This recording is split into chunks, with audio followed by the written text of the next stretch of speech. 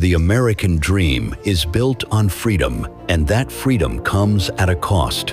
American Heroes Stories, presented by Life, Liberty, Happiness, is a new series honoring the men and women who've sacrificed to protect that dream. We're proud to play a small part in preserving their stories for future generations.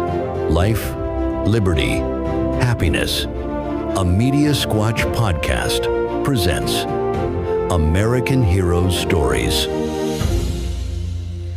All right, we welcome to the program Air Force Master Sergeant Jay McCoy. Man, that intro was for me.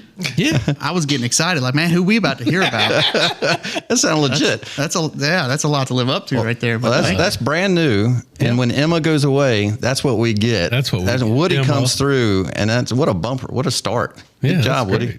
Thank you. well, welcome to the program. Glad to be here. All right, start us off with your early beginnings. Where's home? So home, I guess home will always be South Louisiana. What part of Louisiana? Little town you never heard of called Santima, Louisiana. Okay. I guess. Now, where is that near or in relationship to Baton Rouge? Yeah, it's about 25, 30 minutes south of Baton Rouge. Okay. About the same to New Orleans as the crow flies. Okay. Gosh, I'm trying to think of the name. Like, so if you were to keep going south, there's one little beach where you can go fishing down there. Did you really think one little bit that was going to describe? We used to spend a lot of time out at Grand Isle. Beach. That's it. Yeah, Grand Isle. Yep. Yeah, because Wow. it's not a beach like you think. I thought Louisiana has a long coastline. It's all swamp. Yeah, it's got a jacked up coastline because it's right there at the Mississippi Delta, so it's a lot of marsh. In Grand Isle, you know, I like to say I'm spoiled rotten by beaches now because Grand Isle, right there at the mouth of the Mississippi, I mean, you've got brackish brown water, you got dead fish everywhere, but that was going to the beach as a kid, so we were pumped about it. And now you take me to, somewhere me and my family just spent a week in Emerald Isle, North Carolina. I'm like, this is beautiful. Yeah, that's where I'm retiring to. I'm going down there, man. Yeah, it's great. That's awesome. All right, so when you, like last week was deadly hot here, when you walk outside, are you like, this isn't heat? You'd think so, but through the military and through my career, I've lived so many places. No, I consider myself a native Virginian at this point. Okay, as far as the temperature goes. I was stationed in Alaska at one point, and when I came back down south, went to go visit mom and dad in Louisiana. It was July, and my dad's like, "Hey, I need help setting up this deer stand. Come with me." And about 30 minutes in, I went and sat on the four-wheeler, and I'm like, "Dad, you got to take me home. I'm about to pass out." And he thought I was joking. And I'm like, "No, man, this heat's about to kill me." Awful. Like I'm a Virginia boy, and I go down there, and I'm like, I can't take it. Like, there's no air moving. You can't hide from it. Yeah. It's a wet, hot blanket all summer long. Ugh. Man. All right, so you spend your whole childhood basically there. You graduate high school there. So out of high school, are you going straight into the military at that point? Yeah, straight into the Air Force. I was delayed enlistment, so I actually signed my enlistment contract the summer between my junior and senior year of high school. Okay. So as fast as I could get into the military, I went. What was the itch? It's part of me thinks it was a calling. It's what I was put on this earth to do. I mean, 6 years old, I think I saw the Blue Angels fly for the first time, and I was hooked. Heck yeah. Oh, wow. I was born in the 80s, grew up in the early 90s, and Top Gun, Mm-hmm. And that was, I feel like that was action movie culture. Yeah. It all went back to the military. It was either some former special operator or, you had movies like Top Gun, and I think it was Iron Eagles. Yes. There was one about helicopters that was super cool. Remember that one. Now, are you picking the Air Force because of the pilot stuff? That's Navy, but how did you choose the Air Force over the other branches? Good advice. Okay. Yeah, so early on as a kid, I did want to be a naval aviator and follow in Maverick's footsteps. And then obviously 9/11 happened. I'm still in school, and that really changed my trajectory. And seeing the war televised, the early parts, the invasion of Afghanistan, invasion of Iraq, I really wanted to be on the ground. I was aware enough to know as an aviator, well, the Afghan Air Force is non-existent. Saddam's Air Force, well, we took care of that for the most part in the Gulf War, and I don't think they recovered very well. But there wasn't a lot of dogfighting going on in the GWAT. So I wanted to be a ground guy, and early on, late middle school, high school time frame, I'd kind of switched and just was infatuated with the Marine Corps and everything that the Marine Corps stood for. But my dad, he was a law enforcement officer for 27 years, and obviously in that community, he worked with a lot of veterans. He wasn't a veteran himself, but I think half of his crew at any given time were veterans, and a lot of combat veterans. And so, between him being a father and wanting to protect his son, and just like I said, good advice from a lot of his coworkers, they said, man, have your boy join the Air Force. They've got the best schools, they've got the best living conditions, they get the best deployments. The Air Force is where he needs to go, So it was really that paternal advice from my dad and his coworkers. And I think the final nail in the coffin, I had a really good friend growing up named Anthony. He and I were like brothers.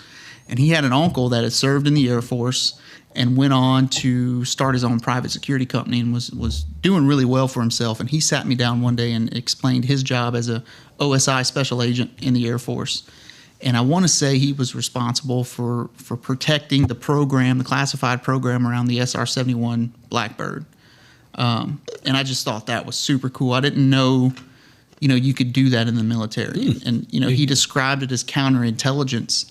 And I go back to that movie, A Few Good Men. And there's a scene in that movie where Jack Nicholson's number 2 is XO. He kind of goes off the map. And somebody makes a comment in that movie, and they're like, that guy, he spent X amount of years in counterintelligence. You'll never find him. And that kind of stuck with me. And I was like, oh, maybe that's cool. Maybe that's where I need to go. And that's what happened. All right, so you've joined now. Where is boot camp at? Where do you get sent for that? Yeah, so everybody in the Air Force, at least in my generation, goes through Lackland Air Force Base in San Antonio, Texas. Okay. All right, so was there ever a time when you get off the plane, whatever, or bus, and you go, all right, this was the wrong decision, or you felt the whole time that's where I needed to be? I was grinning from ear to ear. And listen, like I say, I tell people I fell for the government's long-term recruitment strategy. It wasn't just the movies, but then because of the movies and my desire to join, I was active in scouting all the way up to high school. Our high school had a junior ROTC program, so I was active in that all the way until I left. So I feel like my early childhood years and my formative years were spent preparing for the military. Okay. So when I finally got to step foot on a military base, I guarantee I was grinning ear to ear. So most of the people we've had on were Marine Corps, Army. So what's the Air Force boot camp like? I mean, how is it different than the other branches of the military? For me, and I kept in touch with a lot of my buddies who went to various branches. The biggest difference was mine was short. I think they've extended Air Force basic training at the time, but mine was only, I think, 6 weeks long, whereas my buddies in Marine Corps were there for double that, 12 weeks. But as far as the environment, and I know that the military branches, we like to pick at each other and, there's always these memes going around and some guy with a silver platter and a suit on bringing you your lobster for dinner in Air Force basic training. But it's just not the case. I think the military as a whole, the Department of Defense knows how to conduct basic training and knows what it takes to break somebody down and build them back up as an airman, soldier, sailor, Marine, whatever. And the process looks the same across the board. Okay. I don't think it was that much different. So what was after basic training? What's after that? Yeah, so for us, we call it tech school. Okay. Other branches would call it A school, but that's you get assigned your job either before you leave or while you're in basic. And so very shortly after that, you go to your tech school. And that's how you got OSI? So I started off as an enlisted airman. You can't go straight into OSI. So you have to start somewhere in the Air Force. And my first job was security forces. There was kind of a longer route to get there. I came in with a guaranteed contract to be a SEER specialist, which is it stands for Survival, Evasion, Resistance, and Escape. You teach pilots and special operators and folks going to some high-risk environments. You teach them survival skills. And like I said, I had a guaranteed contract for that job, but once I started to learn a little bit about it, still in basic training, I decided that wasn't the job I wanted to do. and found myself volunteering to go into security forces. And I didn't think that the law enforcement aspect is what I was really going to be into. But I found a love for law enforcement there that continued on. So that was it was very fortunate. So what does security forces do? Like, what is your job? Yeah, so security forces in the Air Force, it's kind of dual-hatted between military police and security, right? But that's your ground force element in the Air Force, because we don't have an infantry. So who protects air bases? It's security forces, but then you also do the law enforcement mission as well. And because of that, there's a lot of great opportunities in that job. I've got buddies who've gone to Army Airborne School. Because there are certain bases who are dedicated as air base defense groups, and their mission is, if things were to pop off tomorrow with Iran, after some air battles, one of the first things that would probably happen if we're putting boots on the ground is the Army Rangers are going to go and see some airfields. Well, once they've got it under control, the Army, the 82nd Airborne, whatever, eventually a bunch of security forces guys are going to roll into that air base. I gotcha. They're going to build a perimeter, and they're going to hold that perimeter so that the Army can then project outwards and do their job. That's really interesting you say that, because one of the things that Brian and I love about this segment that we've been doing is learning so much, because he and I hadn't served, and I learned something each time. And so your pictures that came through, we did the promotion for the show. I was like, who in the Air Force has that much weaponry on them? And, I didn't. Yeah. I never thought about it. You had to secure your own place, and you had your own military police. I hadn't thought about that being that part of the Air Force. It's kind of cool. So where'd you end up doing your tech school? That's also at Lackland Air Force Base. Okay, and then after that, where's your first duty station? Was Holloman Air Force Base, New Mexico. Ooh, was that different? It was very different. I mean, I grew up in the land of the pines, flat. Yeah. Texas wasn't that much different, and for the most part, through basic and tech school, you're kind of confined to San Antonio. So it's a city, but, it's still hot, whatever.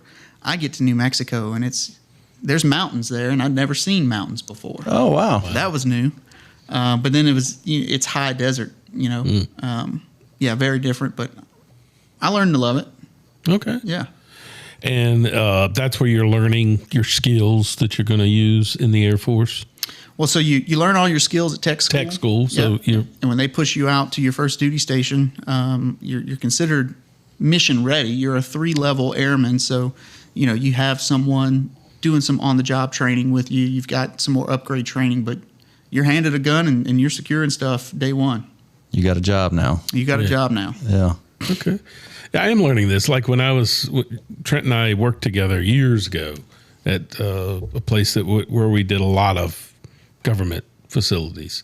And Bowling Air Force Base was that's probably the only Air Force base I've ever been on. But now that's a totally different. Yeah, up in the Navy Yard. Yeah, it's a little cocoon of Department of Defense and everything else. It's like in that whole area. Yeah, that was definitely a learning experience. Now, you mentioned that you were in high school and you'd already heard about, Iraq and Afghanistan. We've had 9/11 happen. And you're in the police force. Are you thinking that eventually I'm going to go to Afghanistan? You end up going to Afghanistan, right? Is that? I did, yeah. And for security forces, it was a guarantee unless so my wife, her and I actually met in tech school. We've been married 17 years now, but her first duty station was Mstr Air Force Base, Montana, out in the nuke fields. So she had to get a special clearance and special additional training to guard nuclear warheads. And those people weren't deploying much because it took a special person to do that job. Yeah. But if you weren't in the missile field, you were almost guaranteed you were getting a deployment within your first 2-3 years in security forces. Okay. Oh, wow. Yeah. So I hit the ground. I think I got to New Mexico. I think it was like March of 2008, and probably by October I was already slotted to go to Iraq. Oh wow! And I wound up missing that deployment because my wife was exiting the Air Force and she was pregnant with our first child. We moved quickly. If you didn't pick that one up.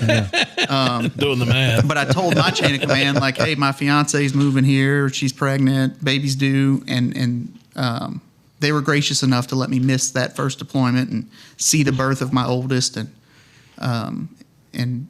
because of that, I never made it to Iraq. All of my deployments were Afghanistan or elsewhere, but I completely missed out on the Iraq theater of war. Not that I'm sad about it. Sure. Iraq sucks, right? But Yeah. yeah. All right. So you're getting your deployment to Afghanistan. Are you aware of what you're going to be doing? Like, or is it just they bring you in and this is life? I mean, yeah, I'd say I had a really good awareness, and the Air Force, again, during height of the war and during my time, the Air Force had a really unique way of deploying troops because I think most people think of the Army or maybe the Marine Corps when you think about combat deployments, and for the most part, the Army, if you're 1st Battalion, 503rd Airborne, whatever, you and all your buddies are going together. You know what I mean? The whole unit deploys. mm-hmm. Whereas in the Air Force, they kind of pick and choose. So they'll send a tasker to a wing, which for us in New Mexico is the 49th Wing, 49th Security Forces Squadron. They'll send a tasker and they say, hey, we need 13 bodies. And you pick 13 bodies from within the squadron and you build them into a package. And then when you go down range, you're joined by 13 bodies from this base and 13 bodies from this base. And it's, because the Air Force is a smaller and leaner force, and, whereas Fort Bragg, for example, if you're talking about the 82nd Airborne, you've got a bunch of different infantry units on that base. So if one leaves, you still got guys left behind to guard the base and respond to contingencies or whatever. If you wiped out the entire 49th Security Forces, there's no more Security Forces members on Holloman Air Force Base. Gotcha. We are all they got. So they would call them these, I think, Air Expeditionary Forces, and AEF is what they would build out of all these different bases. So the tasker would come down and they'd say, hey, here's what you're going to be doing on this deployment, whether it was guarding a prison or convoy operations. My first deployment, I hit the jackpot. I got to do what was called a flyaway security team. So in security forces, one of those cool opportunities you have is the Phoenix Raven program. And you go through this school, you learn some combatives, you learn how to deal with all these different situations, and you become like a in-flight security body. You wear a flight suit, you're considered air crew, and you fly all over the world transporting cargo, troops, whatever. But the whole idea behind it is anytime a plane, an Air Force asset, lands outside of an established perimeter, you've got security guys. So I got to do what I call Phoenix Raven Light or Diet Phoenix Raven and do flyaway security. So my first deployment, I wore a flight suit with a armored vest, carried an M4, and got to fly basically every country that touches Afghanistan and every air base in Afghanistan to some extent. I got to visit. So does this include like high ups in the military that are going to different places? So they'll typically have generals or anything. Yeah, like the Secretary of the Air Force has his own personal security detail of OSI agents. In theater, sometimes we would get some of those guys on our planes, but the goal for us was we might fly to Kabul International Airport, be able to get off the plane there, because it's a big military base on one side. Get off the plane there, grab some chow, and then the next place that plane was stopping was the middle of nowhere desert in Afghanistan to resupply the 3rd Special Forces Group who are out there living in caves or whatever, you know what I mean? Mm-hmm. So when you're landing out in the middle of the desert, there is no security. So me and my partner would be the first ones off the plane. We'd hold security. They could do whatever they were doing, whether it was cargo, passengers, whatever the mission was. The air crews could do that. We had security. The bad part about the job is if the Taliban were to attack that airplane while we're on the ground, the protocol is for the plane to leave. And we're sitting there on the ground. Wow.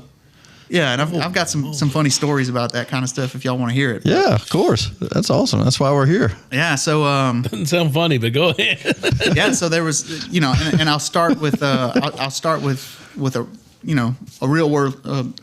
I don't know, kind of not an intense story, but for me at the time as an 18-year-old kid in Afghanistan, first deployment, it almost got pretty real. But me and my partner, we had parked at this one little strip, and there was a fence next to where the planes parked, and there was an Afghan village right there. And we'd been there, I'd probably been there 30 times in the 7-8 months that I was in Afghanistan. But on this one mission, we could see this guy. There was this green tarp laid over the fence. and we could see this guy squatting down behind it, and he had this huge metal bowl, and he was messing with something. So we're trying to, not be suspicious, but get an eye on what this guy's doing. We're going up to the flight deck of the aircraft, trying to look over the fence that we can't see. And finally, my partner, Corey, he says, hey, I think that guy's building an explosive. And I went up, I was the team leader for that mission. So I go up and I talk to the aircraft commander, and I tell him what we think's going on. And he's like, well, what do we do? And I said, well, here's the protocol. You guys take off. Leave us on the ground, and we'll see what happens.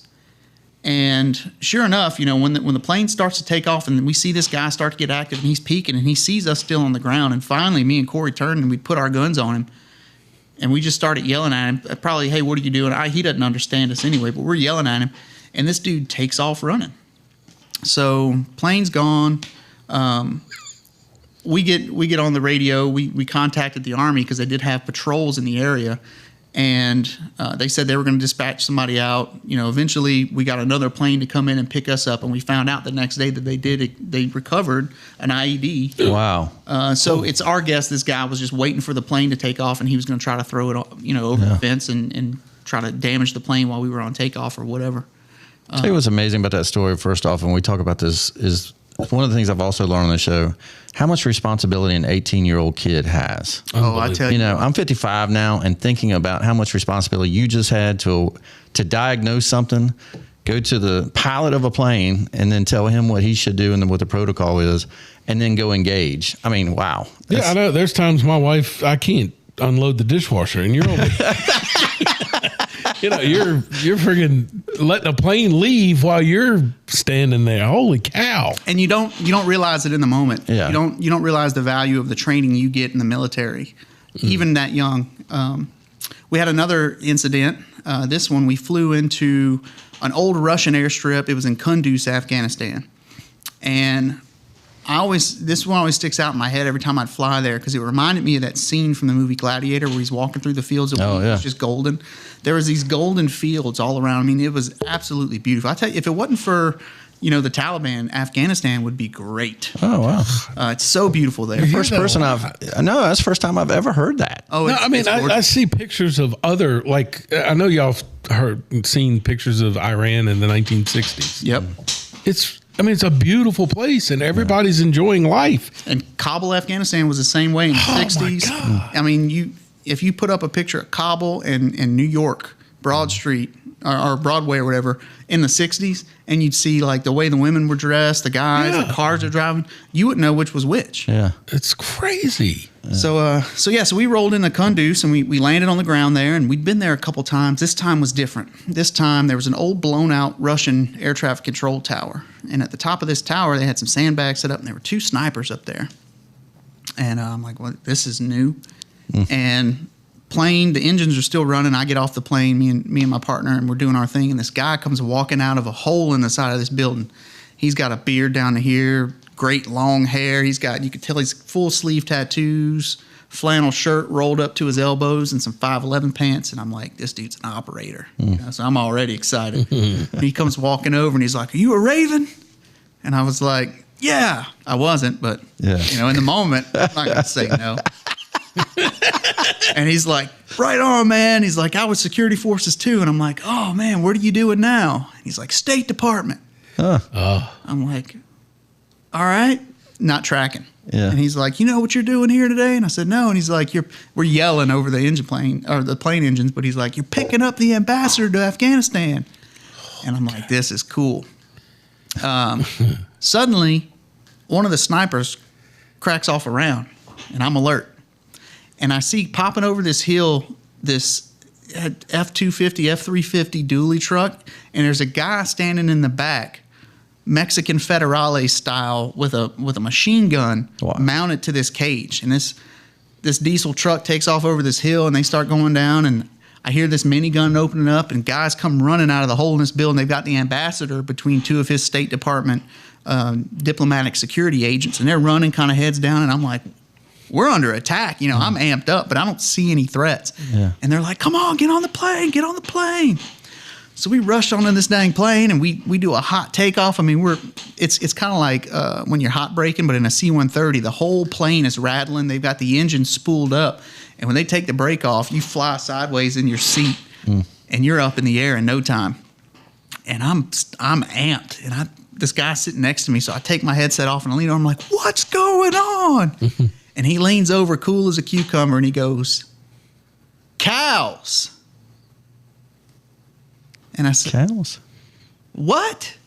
Cows? There's cows on the runway. We're having to clear them off so the AMBO doesn't miss his next meeting." They were using sniper fire and machine guns to scare away cows. And I mean, if you want to talk about going from a lemon, You thought you were in the, and you were. I thought we were about to get some. The Taliban was coming for us. This guy said, "Cows." Oh, man, Yep. that was And incredible. that's honestly, guys, that's in my experience, that's combat, that's deployments. You know, it's levels, it's highs and lows. It's chaos. And sometimes you're all jacked up and you're ready to get after it, and it's just cows on the runway. Wow. That's Holy wild. cow. Yeah. How long were you in Afghanistan? So that deployment was typically the Air Force does 6-month rotations. We got extended a little bit, so around 7.5, 8 months for my first deployment. Oh, so you've been multiple times. Yes. Oh, okay. Yeah. Second time, better, worse, same? They progressively got worse. Yeah. So second deployment, it was to Saudi Arabia. And we've got a little, or I don't know if we still have it or not, but it was to a compound for American service members that were helping to train the Saudis. You know, so the Saudis buy a lot of military equipment from us, fighter jets, tanks, whatever. And whenever they do that, it comes with a package. And they say, well, you know, we're going to sell, let's say it's a tank. We'll sell you the tank, but we're also going to sell you, you know, training from a couple of tank drivers and then some tank mechanics and the guys who fuel it up. Mm-hmm. And they spend time over there teaching the Saudis or whatever military we're working with on how to use that stuff. So there was a compound there that they lived on. And I was really mad when I got sent there because in my mind, again, it's I'm going here to babysit these families that live on this compound in Saudi Arabia. There's men and women dying in Afghanistan every day, and here I am. You know, we had a pool. You could go to a local restaurant and have a couple drinks and get a steak dinner. But it was actually pretty cool. So when I first got there, you know, before you deploy, actually, you go through that pre-deployment training where you're getting trained up. You know, my first deployment, I went to the Raven School and I learned all that stuff. This one, I went down to Eglin Air Force Base in Florida. We had a program down there at the time called Brave Defender. And you'd live in austere environment. You know, it's out in the woods. You're living in huts, and you're just wargaming. You're clearing buildings. You're doing patrols. You're doing all this combat-related stuff that falls within the security forces mission, and you're getting trained up. So there was a tech sergeant there who I guess I had impressed. And when we got on the ground, like the second day we were there, I got pulled and they said, "Hey, you're going to be the NCOIC of this gate complex. You're going to have 23 airmen, you know, working for you, and you're responsible for all the foot traffic that comes through, all of the vehicle traffic, and then our main search pit for anyone driving onto the base. They come through you, and you got to search the vehicles." So I was on shift one day, and I get a call down in the search pit. "Hey, Sergeant McCoy, we think we got something." And it turned out there was a vehicle trying to get on base with an IED.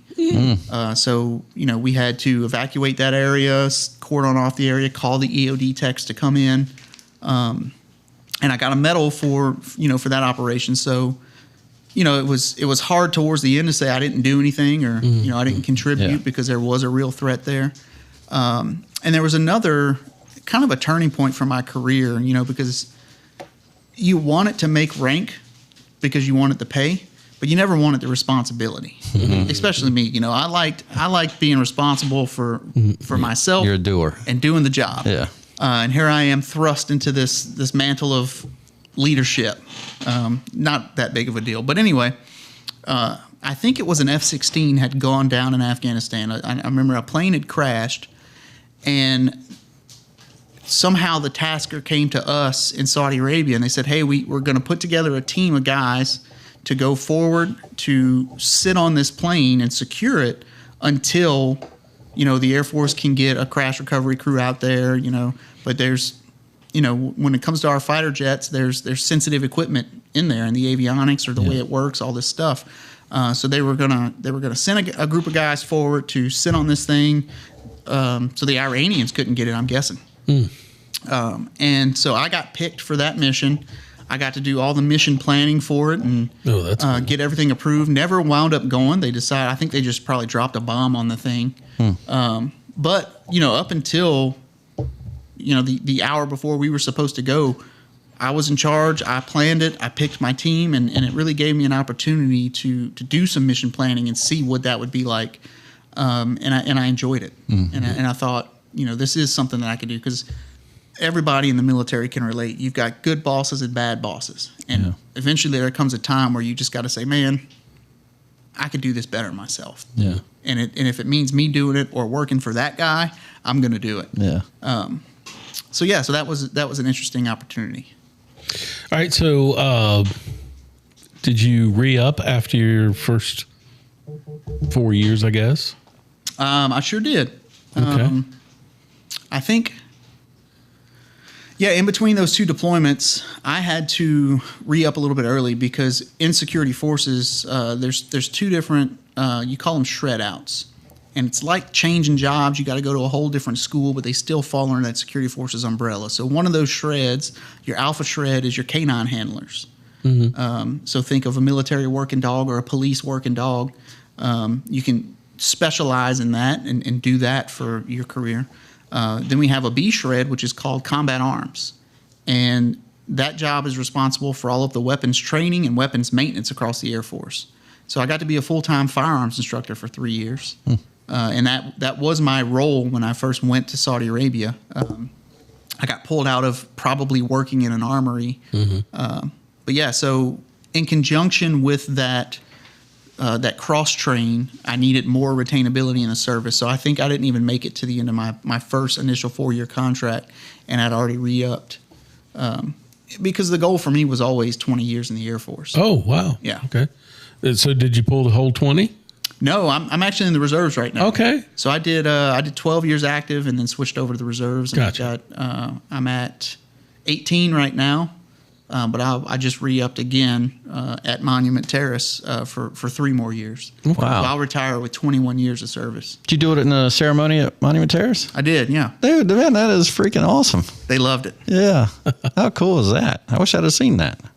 How long ago did you do that? That was 3 weeks ago now. 4 weeks Man, ago? congratulations. Man, you were probably, that's cool. It might have been the week after you and I had met, Trent. Oh, that's really Wow. cool. Hey, let me ask you this, and you don't have to answer this at all, and I could be completely wrong. When we left Afghanistan, that famous picture of the guys trying to hold on to the plane, the cargo ship that was leaving, I don't know if you have familiarity with that type of flight and that type of plane, but wasn't that an Air Force plane that was leaving? Am I wrong on that? It was, yeah. It was an Air Force plane. I believe those were Air Force C-17s. Yeah, so would you have been on something like that? And what would you have done with people trying to Hang on and come on? What would you have done in that situation? Right. So that is, part of that role that I talked about, those Phoenix Ravens within the Air Force. They fly around on C-17s. My plane in my first tour was the C-130, which has the propellers. Yeah. So C-17's a little bigger than a C-130, and it's got jet engines. But yeah, so they may have had Ravens on that plane securing it. Yeah. And if there's guys hanging on, I mean, the biggest thing is keeping people from rushing inside the plane and causing harm. Obviously, the rules on the ground at that time, I'm not sure what directives they had, because they were obviously transporting people out. I mean, I've seen pictures of those planes filled with refugees. Yeah. But as far as people hanging on the outside, I mean, I think once the plane is buttoned up, it's just on them. Unfortunately, it is what it is. Yeah. And if you're going to hang on to the side of an airplane that's taken off and think you're going to make it, that's unfortunate. But what that always reminded me of, somebody is willing to do that, then stay. Yeah. I mean, that's all you really need to know about their lifestyle and what they have. If they'd rather do that and stay where they were. That's just amazing to me. Hey, take me through when you've done your tours or whatever, and you're finished with your, I guess, full time, and now you're in reserves, right? Mm-hmm. So what is that? I mean, can you explain what that looks like as opposed to, like when you step away from active duty into the reserve role, because you're going to go get a regular civilian job and start your family or build your family a little more, that kind of thing. Yeah. Right. Is it similar to what we think National Guards is? You're only it can be. Okay. It can be. So the reserve program and the Air National Guard exists as well. There's different programs underneath there, and I'll start with you have the AGR positions, which is an Air Guard Reserve. Active Guard Reserve. So you could be a full-time employee of the Air National Guard or the Air Force Reserves and work 365 days a year, just like an active duty member, but you fall underneath that component. So some people do that. Then you have, in my case, your traditional reservist, which would be, when you hear the news on the radio, all it is 1 week in a month and 2 weeks in the summer. Yeah. And that's essentially what a traditional reservist is. My program that I fall under is called the IMA program. So that's the Individual Mobilization Augmentee. And our program, versus being assigned to an Air Reserve base or an Air Reserve unit, I'm assigned to an active duty billet. So somewhere in the Air Force is an active duty guy sitting in a chair, and on paper, I'm the ghost that sits behind him. And if he were to get activated and go forward to deploy, I would then get activated to do his job stateside. Gotcha. So the IMA program, for me, it's great because it's very flexible. I do have basically 24 individual reservist days to complete a year. So to me, that equates to essentially a weekend a month.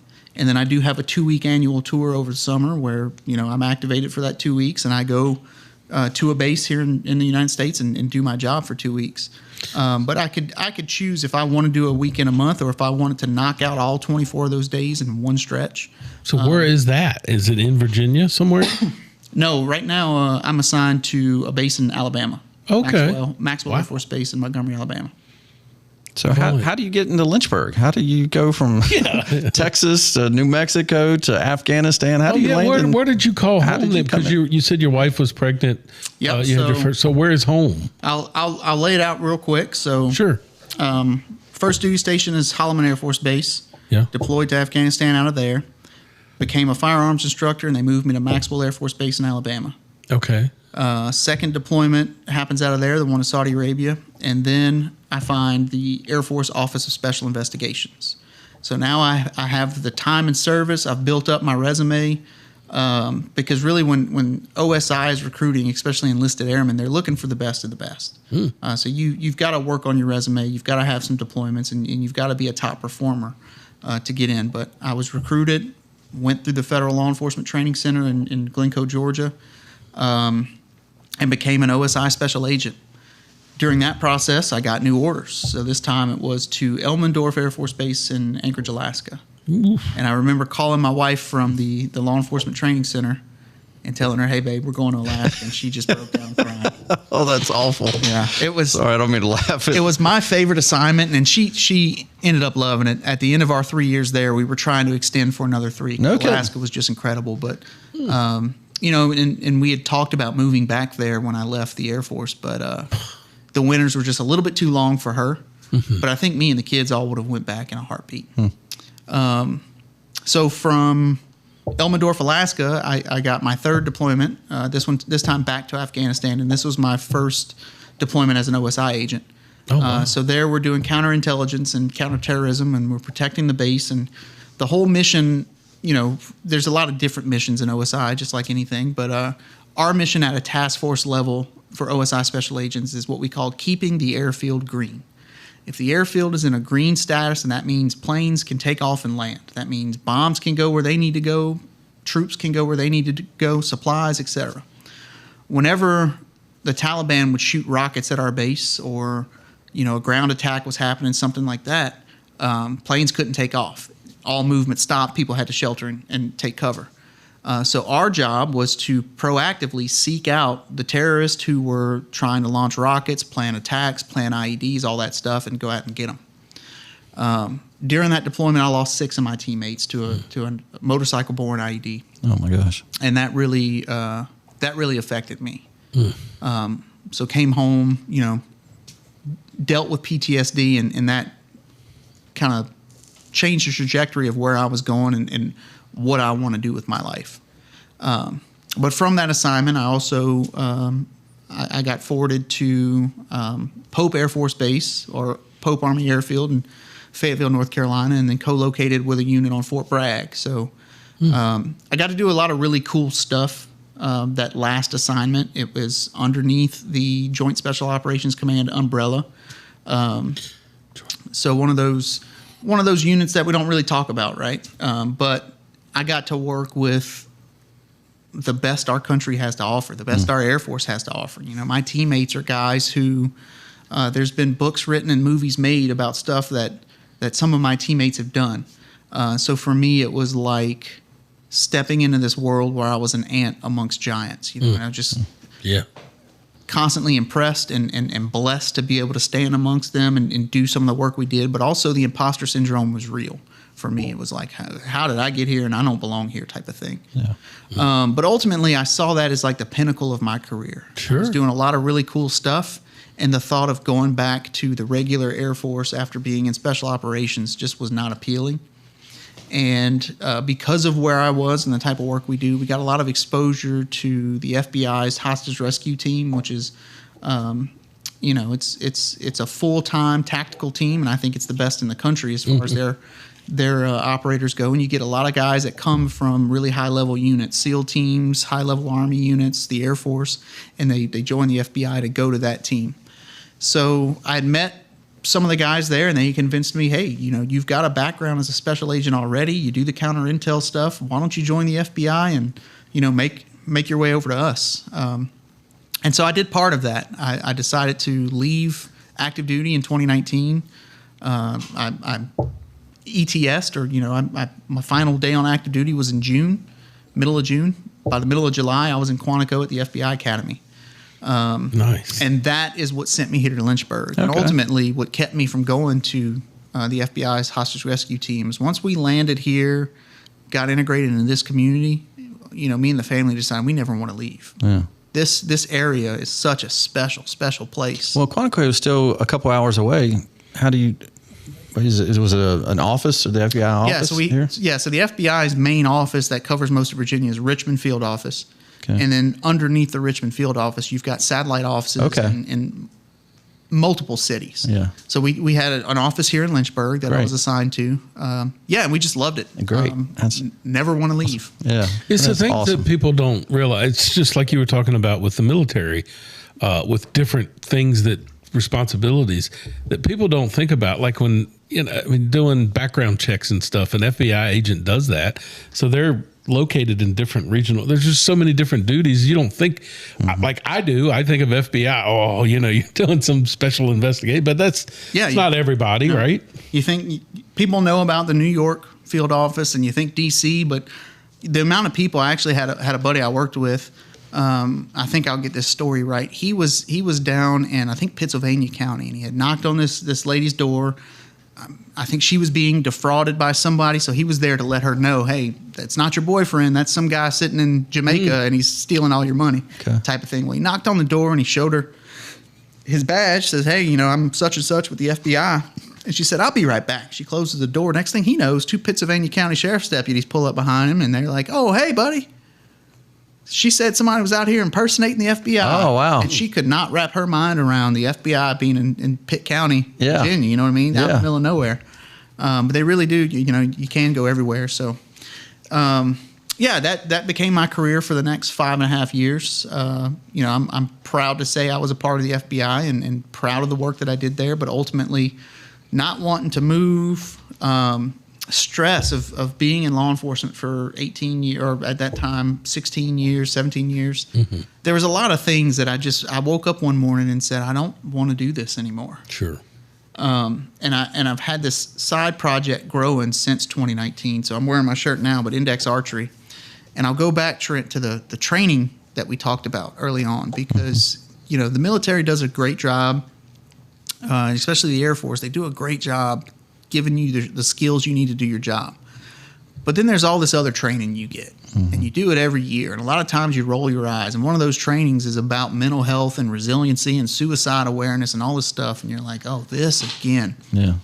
But when I got home from that third deployment to Afghanistan and I was dealing with the loss to my team, the things from that training started popping up, and I realized that I was in a bad place, and I needed to get some help. Yeah. And ultimately, it's a much longer story, but ultimately that help started with a bow and arrow. Okay. And that bow and arrow made me acknowledge that I was having this problem. Yeah. It made me go tell my commander. It made me walk into the mental health group on base and talk to a counselor for the first time. And it led to all these good things and all this growth. Yeah. So in 2019, as soon as I graduated Quantico, I decided to launch Index Archery, and with the goal of just letting people know, hey, this worked for me, and it could work for you too. And very quickly introducing people to archery and then watching them spend upwards of $2,000-$3,000 on a complete archery setup made me feel like crap. So I turned it into a nonprofit, and now what we do is we pay for 100% of the equipment that heroes need to get started. So we work with veterans, law enforcement, first responders, and people struggling post-traumatic stress, because they're a hero to us because of what they did for their country, but they're also a hero because they're willing to face their demons and face that storm and do something about their mental health. So it doesn't have to be a service member. It could be an extraordinary civilian who's ready to take their mental health into their own hands. But we pay for all of the equipment they need to get started. We mentor them, and we help them get fully integrated into their local archery community. And so that could be, bow hunting, but it could also be a 3D league, an indoor league, with the goal of just, one, it's your mental health, it's your physical health. We get them outdoors, we get them moving, we get them doing something. And then it's the social wellness aspect too. Yeah. They find a community in that. For a lot of service members, when they leave, they miss that camaraderie. Yeah. And they miss, every now and then you got to have that buddy who just calls you an a-hole and you laugh about it, right? Exactly. Yeah. And when you're shooting archery, you find Trent. He's been calling me an a-hole for 30 years. I'm never going to stop. So for me, the archery community is just this amazing, supportive, mind-blowing community, and that's the biggest gift that I give these guys. They think the bow's cool. Yeah. The bow's just the start. When I let you know that this community's out there and you get integrated into it, that's the best thing that I can give somebody. So I was fortunate when I was a kid, young teenager, my brother and I, my dad introduced us to archery. I don't hunt with it anymore, but as a young kid, it taught me so much. And we were part of the Isaac Walton League. Mm-hmm. We would go to 20-yard shoots every Saturday night, and we would target practice competition, and we would do that. It's funner than bowling. It was just it was so much time. And you just learn so many skills about concentration and focus and confidence in yourself. It was a huge thing as a teenager to be able to do that. Yep. Yeah, that's really admirable, man. So are you doing this? Do you help nationally? Is it a local group that you're doing this with? We have what I call ambassadors in multiple states, and right now, a lot of the work we do is one-on-one. The majority of it happens right here around Lynchburg, Virginia. But our long-term goal over the next 4 years now, I hope to build a wellness center here in Central Virginia. Nice. And the goal would be my ambassadors, wherever in the country, identify heroes in need. They send them to us for a 5-day intensive retreat. It's going to be archery-centric, but our goal is to introduce them to as many wellness modalities as we can during that 5-day period. And then when you send them back home, they've got a bow in one hand, they've got a couple other tools in this hand, and then the ambassador works them into their local community at that point. Yeah. Wow. And I stole the idea. We've got a great psychologist working with us now, Dr. Leah Kaler, but I had met her through the FBI and through a process that I went through. So anytime you're involved in a shooting or a mass casualty event or something like that in the FBI, they send you through a similar program. For me, I went out to Florida and stayed in this really nice hotel, and they had booked out the conference center. And for 4 days, it was just that. You start at 7 in the morning, and it's 30-minute or hour-long blocks where they're introducing you to all these new things, and you're getting time with a therapist. And at the end of the day, on the last 2 days, you kind of choose your own adventure, right? It's hey, we've got Tai Chi in this room, and we've got grief counseling over here, and we've got yoga here, and massages, and pick a couple things you're interested in, but also pick a couple things you're not interested in. Oh yeah. So you get the exposure because you never know. And some of those things for me, one of them was art therapy. I had no interest in art therapy, but man, was it a game changer for me. Oh. Because I've been able to take art therapy and translate that into arrow building. So in archery, building your arrows, and now there's these companies that make these fancy wraps that you can put on the end of it. Yeah. So a military veteran, Dustin Adams, he's got a business called Adams Precision Archery, and he does all these custom builds, and they're beautiful, and some of them are funky and wacky, and you can really express yourself. But he supplies us with the materials, and I can have a veteran, whatever's speaking to them in the moment, focus on some of that trauma, those negative experiences, and pick out your vein color, pick out your wrap color. Let's build this arrow. Oh. That's pretty neat. And now let's go, let's go shoot it at a steel buck, a target made out of steel. It's going to blow that sucker up. Yeah. And it's that release, right? Is you pour that negative energy into that arrow and you build it, and then you go destroy it. Yeah. And you get a release from that. That's amazing, man. Yeah. That's awesome. How long you been doing that? Sorry. So started mentoring in 2019, official nonprofit in 2022. Yeah. Yeah. How do you get your funding? It's all donor driven right now. Okay. Well, I can't say that. This year we won our first grant from Virginia Wildlife. Okay.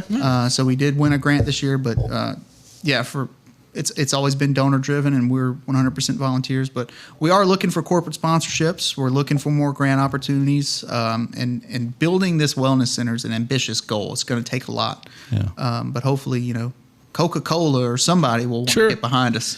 Or hydrogen water, maybe. Yeah.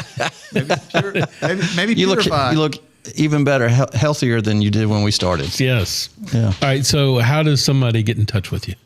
What's the best way for them to reach out? Yeah, so our website, there's a contact block. So that's endexarchery.org. Indexarchery.org. And that's a military phrase that stands for end of exercise.